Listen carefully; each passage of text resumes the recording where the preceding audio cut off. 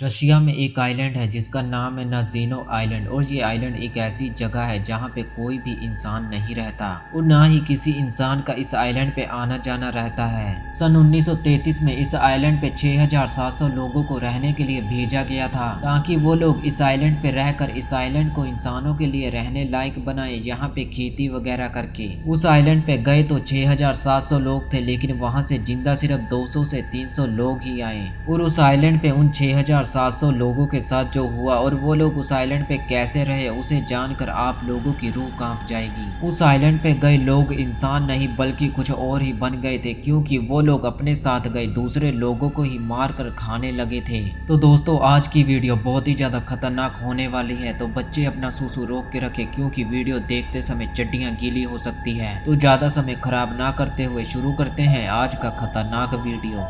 सन 1933 Russia में जब Joseph Stalin की हुकूमत चलती थी तो उसने उस समय एक कैंप शुरू किया था जिसे गुलाग कैंप का नाम दिया गया। इस कैंप में हजारों लोगों के अलग अलग ग्रुप्स बना के उन्हें रशिया की ऐसी जगहों पे भेजा जाता था जहां कोई भी इंसान ना रहता हो और वहां की जमीन बंजर हो, और उन लोगों का काम होता था कि वो लोग उस जगह पे रहकर उस जगह पे खेती कर उस जगह को इंसानों के रहने लायक बनाए।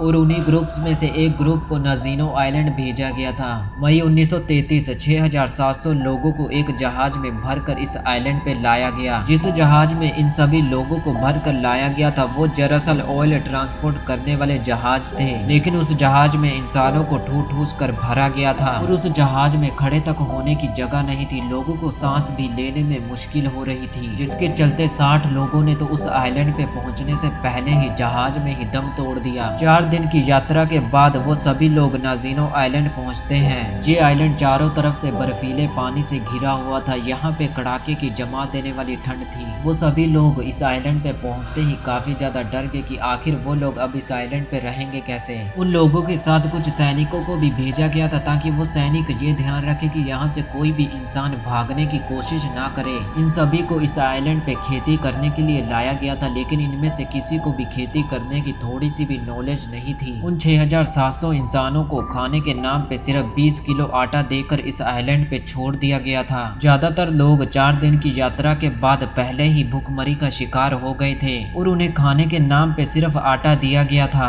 और वो आटा भी कुछ लोगों को मिला और कुछ को नहीं। अब जिन लोगों को ये आटा मिला था वो इससे ब्रेड या रोटी कैसे बनाते हैं, उनके पास कुछ था ही नहीं। जिसके बाद उन्होंने आटे को पानी में घोलकर ही पीना शुरू कर दिया। कच्चे आटे को पानी में घोलकर पीने से कई लोगों की जान चली गई। इस तरह के हालात देखकर कुछ लोगों ने इस आइलैंड से भागने की कोशिश की, लेकिन उन्हें उन सैनिकों द्वारा देख लिया गया और उन सैनिकों ने उन पे अंधाधुंध फायरिंग शुरू कर दी, जिसके चलते बहुत से लोग वहीं पे मारे गए। अब जो लोग उस आइलैंड पे जिंदा थे उन्होंने अपने अपने ग्रुप बना लिए थे। ताकतवर लोग एक साथ हो गए और कमजोर बेचारे अकेले रह गए। अब उस आइलैंड पे खाने के लिए तो कुछ था नहीं, जिसके चलते लोगों ने दूसरे लोगों को ही मार कर खाना शुरू कर दिया। ताकतवर लोग कमजोर पे पहले एक साथ हमला करते और उसे मार कर फिर आराम से बैठ कर खाते। वो सभी लोग इंसान नहीं बल्कि कुछ और ही बन गए थे, क्योंकि जब भी वो किसी बंदे को अकेला देखते तो जिनका ग्रुप होता वो सभी साथ मिलकर पहले उस बंदे को बड़ी ही बेरहमी से मारते और फिर उसे कच्चा ही खा जाते। इस आइलैंड पे जो लोग आए थे उनमें से कुछ लोग तो भुखमरी का शिकार होकर मारे गए,